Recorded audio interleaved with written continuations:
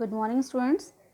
मैं सोनू पांडे आपको हिंदी का व्याकरण क्लास थर्ड आपको व्याकरण का चैप्टर नंबर 1 आपको दोबारा से एक्सप्लेन कर रही हूँ, जो कि पहले मैंने आपको नोट्स के ज़रिए आपके पास भेजा था, लेकिन अभी मैं आपको अपनी वीडियो के ज़रिए आपको उसको समझाना चाहती हूँ। देखिए, फर्स्ट चैप्टर है हमारा भाषा और व्याकरण। ये आपको पक्षियों की भाषा दिखाई है, कुहू कुहू, ची ची, भों भों। आप सब पहचानते हैं कि ये कौन बोल रहा है। बच्चों को समझ में आया, ये सब ध्वनियाँ हैं, मीन्स आवाज़ें हैं। ध्वनियों की मदद से ही हम अपनी बात कहते हैं। अतः जिस साधन से हम अपने विचारों को दूसरों पर प्रकट करते हैं उसे हम भाषा कहते हैं। जैसे हम अपनी बात को किसी दूसरे को समझाते हैं, उसको हम बोल कर कहें, लिख कर कहें, जैसे भी कहें, वो हमारी भाषा होती है। हम बोल कर अपनी बात को दूसरों तक पहुंचाते हैं और हम लिख कर भी अपनी बात को दूसरों तक पहुंचाते हैं। इस तरह हम अपनी बात को दो तरीके से प्रकट करते हैं, बोलकर और लिखकर। मनुष्य ही भाषा बोलते हैं, बाकी प्राणी तो सिर्फ आवाज़ें ही करते हैं। आप भी देखते हैं कि जैसे चिड़िया है, कबूतर है, ये सब तो अपने सिर्फ बोलते हैं, इनकी भाषा नहीं होती। लेकिन मनुष्य जो है वो एक भाषा बोलता है, जैसे बोलकर। जैसा कि आप देख रहे हैं, पहले चित्र में दो सहेलियां आपस में बातें कर रही हैं और दूसरे चित्र में पिताजी अपनी बेटी को बुला रहे हैं। अतः हम क्या कह सकते हैं कि अपनी बात ये बोल कर कह रहे हैं, और जो बोल कर अपनी बातों को कहता है उसे हम मौखिक रूप कहते हैं। फिर नेक्स्ट आता है लिख कर। पहले चित्र में डाकिया एक लड़की को चिट्ठी दे रहा है, देख रहे हैं आप, डाकिया लड़की को चिट्ठी दे रहा है। दूसरे चित्र में घर के बाहर लगी तख्ती पर लिखा है, यहाँ गाड़ी खड़ी करना मना है। तो ये बात बताई गई है लिख कर। यहाँ कोई बोलने वाला नहीं खड़ा है, यहाँ भी कोई नहीं। यहाँ पत्र, उसने चिट्ठी दिया लड़की को, यहाँ पे तख्ती लगाकर अपनी बात कह दी गई है कि आप ऐसा नहीं कर सकते हैं। और यहाँ वो जो पत्र आया है, पत्र पढ़कर ही उसको समझ में आएगा किसने पत्र है, तो यहाँ पर लिख कर है। इन चित्रों में लिख कर अपनी बात को कहा गया है। अतः अपने विचारों को लिखकर प्रकट करना भाषा का लिखित रूप कहलाता है। तो भाषा को हम केवल दो ही रूप में बोल सकते हैं, एक मौखिक और एक लिखित। एक इसमें सांकेतिक रूप भी होता है बेटा, लेकिन वो आपको भाषा में नहीं यूज़ हो सकता, क्योंकि हम संकेत के द्वारा सारी बातें नहीं समझा सकते। हम सिर्फ भाषा के दो ही रूप बताते हैं, एक मौखिक और एक लिखित। हम दो रूपों को शामिल करते हैं। अब अगला हमारा टॉपिक आ जाता है विभिन्न भाषाएं।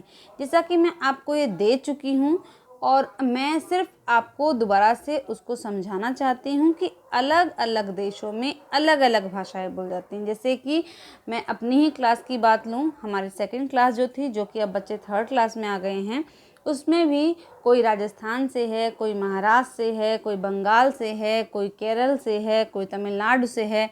तो सबकी भाषा भी अलग, हर जगह की अपनी अपनी भाषा होती है। जैसे हिंदी है, अंग्रेज़ी है, चीनी है, रूसी है, जापानी है आदि।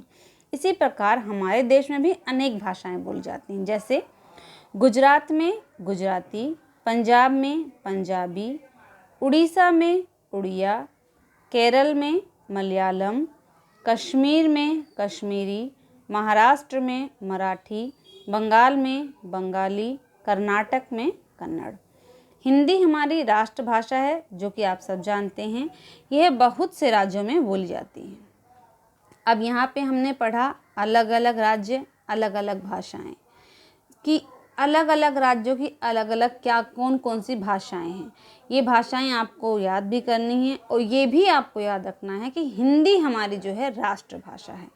यह बहुत से राज्यों में बोली जाती है, एक कॉमन लैंग्वेज है, जो कि अगर हम केरल में जाते हैं या हम कहीं जाते हो, तो हिंदी और इंग्लिश एक ऐसी भाषा है जो कि हमारी कॉमन लैंग्वेज है, लेकिन हिंदी हमारी राष्ट्रभाषा है। अब आते हैं हम व्याकरण पर। हम कई बार कोई भी वाक्य बोल देते हैं, लेकिन अगर हमें उसके सही रूप का नहीं पता है कि हमें क्या कहाँ बोलना है, क्या स्त्रीलिंग है, क्या पुल्लिंग है, किसके लिए हमें बहुवचन का इस्तेमाल करना है, किसके लिए हमें एकवचन करके बोलना है, तो ये सब चीज़ हमें व्याकरण बताता है। किसी भी भाषा को सही सही बोलना, सही से लिखना, सही से पढ़ना और सही समझना हमें व्याकरण ही समझाता है।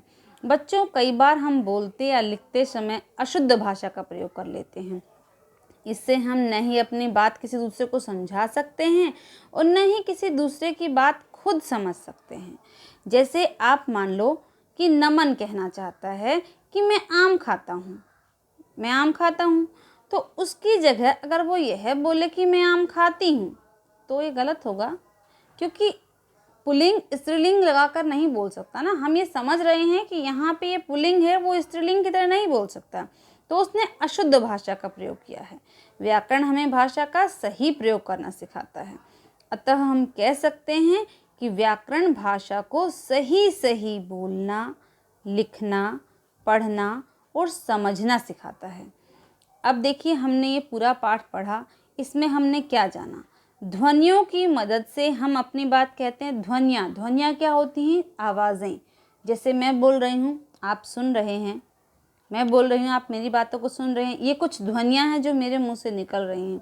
लेकिन जो सिर्फ ध्वनियाँ होती हैं, जो आवाज़ निकालते हैं, वो पशु पक्षी होते हैं। लेकिन हम अपनी बात को आपको समझा रहे हैं, आप मेरी बात को समझ रहे हैं, या आप मुझसे कुछ कह रहे हैं तो मैं आपकी बातों को समझ रही हूँ।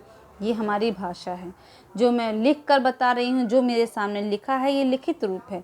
लेकिन इसको जिस रूप में मैं आपको समझा रही हूँ वो मेरा मौखिक रूप है, मैं आपको बोल कर समझा रही हूँ। तो हम अपनी बात को दो प्रकार से कह सकते हैं, एक बोलकर, नंबर 2 लिखकर। तो अपनी बात को बोलकर या लिखकर कहना ही भाषा है। अपनी बात को बोलकर या लिखकर कहना ही भाषा है। और हिंदी हमारी राष्ट्रभाषा है, ये मैं आपको ऊपर ही बता चुकी हूँ। अलग अलग राज्यों की अलग अलग भाषा है। गुजरात में गुजराती बोली जाती है, पंजाब में पंजाबी बोली जाती है, हरियाणा में हरियाणवी बोली जाती है, केरल में मलयालम बोली जाती है, महाराष्ट्र में मराठी बोली जाती है। लेकिन एक भाषा है जो हर जगह बोली जाती है और जो कि हमारी राष्ट्रभाषा है। व्याकरण हमें भाषा का सही प्रयोग करना सिखाता है। व्याकरण हमें क्या सिखाता है कि हमें किसी भाषा को कैसे बोलना है, कैसे पढ़ना है, कैसे लिखना है, उसका सही रूप समझाता है व्याकरण। तो बच्चों, आपको समझ में आया होगा। ये इस पाठ से संबंधित नोट्स मैं आपको पहले दे चुकी हूँ, आपने उसे पढ़ा होगा। उससे संबंधित आपको मैंने कार्य परियोजना भी दिया था, वो आपने कर लिया होगा अपनी कॉपी में। और मैं ये सोचती हूँ कि एक बार मैं फिर से, क्योंकि पहले हमारा ये वीडियो नहीं आ रहा था, तो हमने सिर्फ आपको लिखकर आपको भेज दिया। आपने उसको पढ़ा, आपको कितना समझ आया, कितना नहीं समझ आया, ये मैं आगे आपसे पूछूंगी। इसीलिए मैं ये अपना वीडियो वापस से पहले अध्याय से शुरू कर रही हूँ, कि जिससे आपको समझ में आए कि हमने क्या जाना, क्या पढ़ा, क्या लिखा। आपने लिख लिया, लेकिन मैं उसी को समझाने के लिए मैंने आपको ये वीडियो बनाया है। आपको मेरी बात समझ में आ गई होगी। जैसा कि हमने फर्स्ट चैप्टर में क्या पढ़ा है, पहले हमने भाषा को पढ़ा कि हम जब अपनी बात लिखकर या बोलकर किसी भी तरीके से दूसरों तक पहुंचाते हैं, उसे हम भाषा कहते हैं। भाषा को हम दो प्रकार से प्रकट करते हैं, एक बोलकर और एक लिखकर। बोलकर हम कैसे बोलते हैं? जैसे हाँ, अपना बोलकर अपनी बात, जैसे हम ओरल पेपर होता है, एक रिटन पेपर होता है। जब ओरल होता है तो मौखिक रूप है, जब रिटन है आप लिख कर करते हैं तो उसे लिखित रूप कहते हैं। लिख कर बात समझाना लिखित रूप, बोल कर कहना मौखिक रूप। ठीक है। तो और फिर इसके बाद हमने विभिन्न भाषाएं पढ़ी कि अलग अलग देशों में अलग अलग भाषाएं बोल जाती हैं, अलग अलग राज्यों में भी अलग अलग भाषाएं बोल जाती हैं। तो ये हमारी भाषाएं हैं। और व्याकरण हमें क्या सिखाता है? हमें किसी भी भाषा को सही रूप से लिखने का, समझने का, पढ़ने का ज्ञान हमें व्याकरण देता है। ठीक है बच्चों, आपको समझ में आया? आप घर पर रहकर, सुरक्षित रहकर इस अध्याय को पढ़िए, समझिए, और इससे जुड़ा हुआ एक कार्य परियोजना मैं आपको दूंगी, वो आप अपनी कॉपी में करेंगे। और अध्याय 2 जो मैं आपको नोट्स में दे चुकी हूँ, अपनी अगली वीडियो में मैं आपको उसको समझाऊंगी। आप उसको समझिएगा और उससे संबंधित कुछ प्रश्न हैं जो मैं आपको लिख कर दूंगी, आपको उसे करना है। ओके बेटा, घर पर रहिए, सुरक्षित रहिए।